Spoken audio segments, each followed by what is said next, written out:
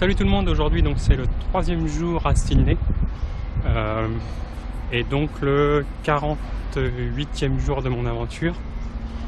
Voilà, donc là il est 14h30, donc j'ai encore une fois bien dormi. Ce matin j'ai vu un des locataires, donc un espagnol qui en fait est là pour ses études. Et du coup il m'expliquait, hier du coup je suis rentré à 9h et en fait j'ai eu personne, tout était éteint. Et il m'a expliqué que les deux autres locataires, ils étaient en école aussi d'ingénieur et ils se levaient à 5h du matin.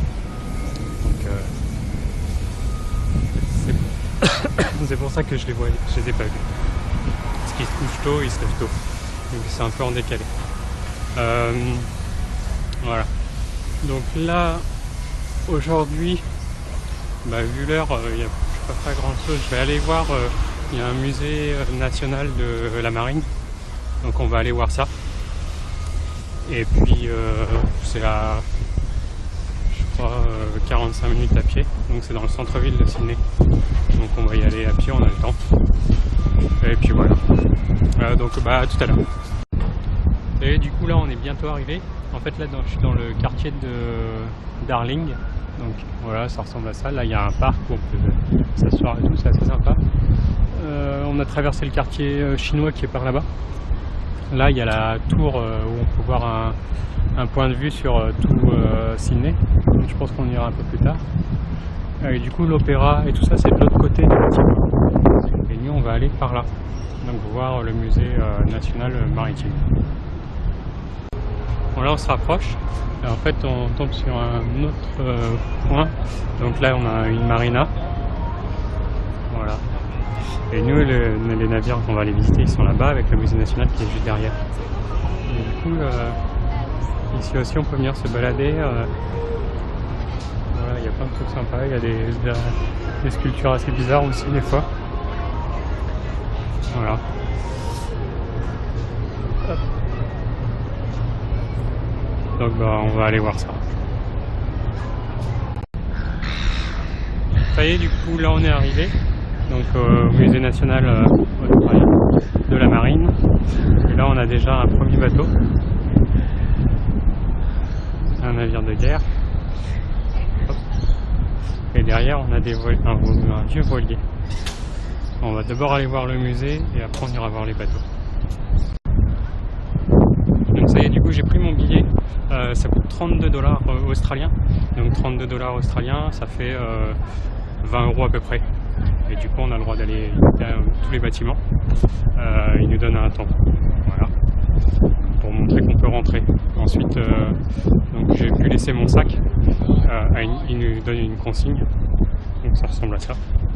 Un petit ticket. Voilà, donc là, et il m'a dit d'aller voir en premier le sous-marin qui est ici. Voilà, donc on va pouvoir aller le voir. Voilà, donc en fait là on a un premier navire de guerre. Du coup, et de l'autre côté du ponton, on a le sous-marin. Donc il faut monter à l'étage et ensuite on pourra aller à l'intérieur. C'est bien parce que du coup on a vraiment libre accès, on peut aller tout seul où on veut. Donc ça c'est plutôt pas mal. Donc on va faire ça.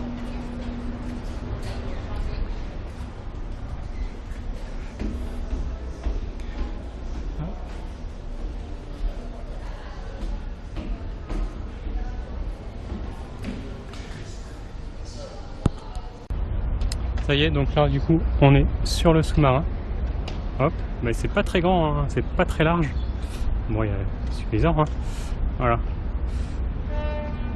Tac. Hop. Voilà. Et du coup là on va rentrer. Bon alors après je vais arrêter de filmer parce que du coup il faut que je me mette à l'envers. Je clique en fait ici, ça c'est deux vraies torpilles qu'on peut utiliser. Ça c'est des torpilles, c'est une arme et ça c'est une torpille électrique. On a les tubes pour mettre les torpilles.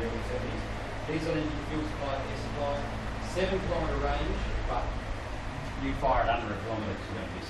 It's a point and shoot device. Goes in there, gets blown out with compressed air. As it goes in the direction that it was fired. So effectively, the torpedo tube is the rifle. This is the bullet.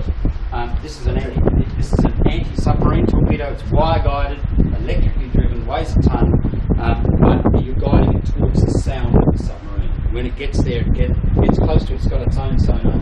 The upper lid so that it just opens with a spring once the pressure is equal. Là, il explique en When fait it's equal, away you que go. c'est You une travel very quickly to the surface because you're voie very buoyant, d'expulsion. you're breathing out all the time.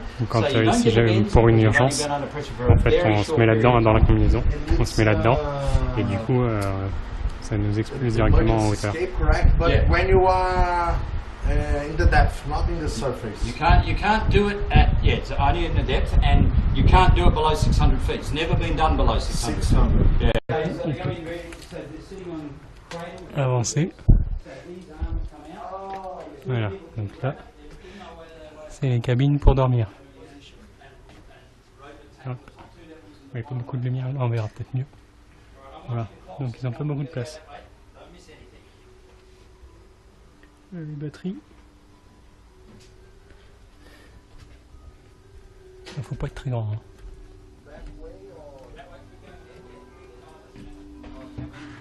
Donc là il y a une deuxième trappe d'évacuation. On continue.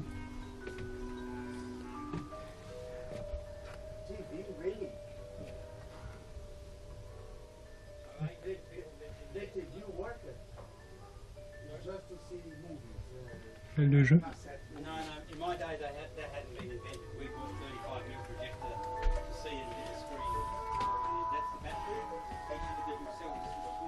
La cuisine. Bon, elle était pas grande. Hein. Le cuisinier il devait s'arracher les cheveux pour faire à manger pour tout le personnel de bord. Voilà. On continue.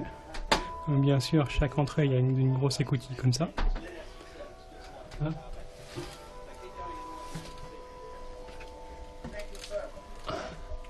Donc une autre cabine. C'est une cabine privée. Bon, ils sont quand même trois. Hein. Faut pas être en dessous par contre. Ils n'ont pas beaucoup de place. Hop. Donc la petite lumière rouge au cas où.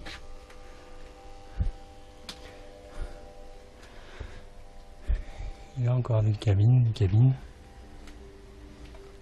Ah, la cabine du commandant. Voilà, donc lui il a un petit salon privé, une couchette, la télé. Hop.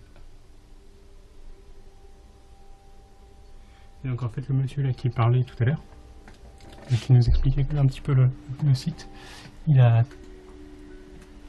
s'est engagé sur ce navire là. Donc en fait du coup il sait vraiment de quoi il parle. Voilà, donc la salle de commande.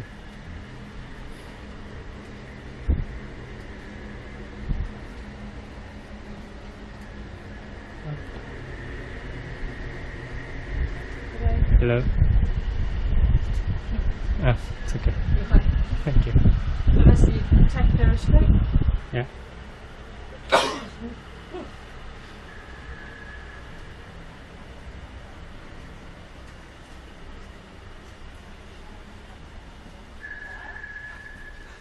Donc là on est en plein milieu du navire. Une autre cabine.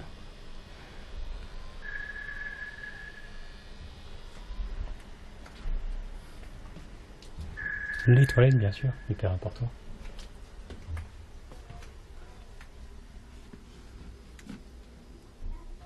Salle de communication. Bon à l'époque c'était des ordinateurs pas très sophistiqués. Hein. Voilà.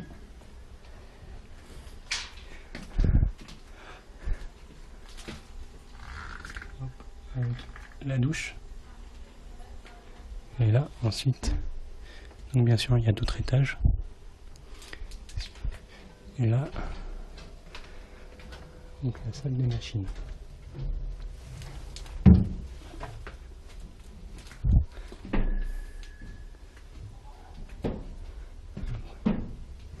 Donc avec les gros moteurs.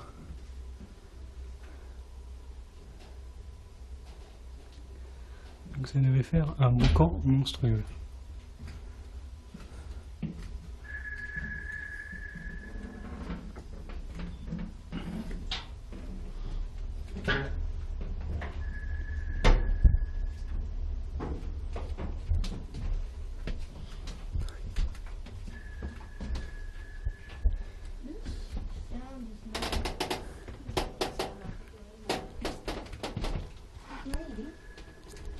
Une autre salle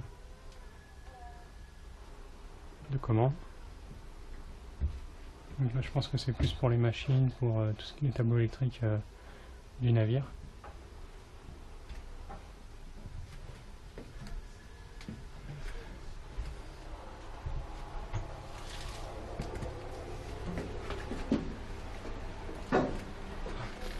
Une salle de repos.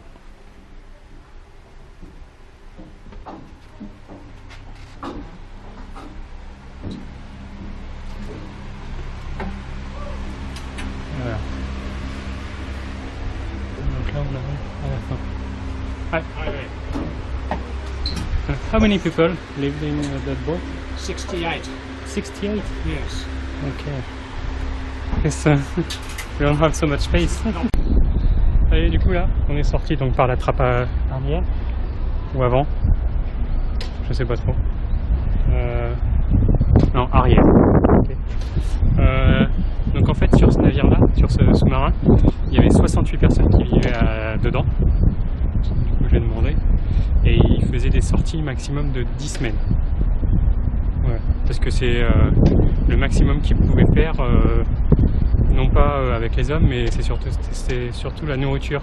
Vous pouvez tenir 10 semaines avec toute la nourriture pour 68 personnes, voilà. Donc du coup, ce navire là c'est fini. Il y a l'autre, donc un destroyer qu'on va aller voir maintenant.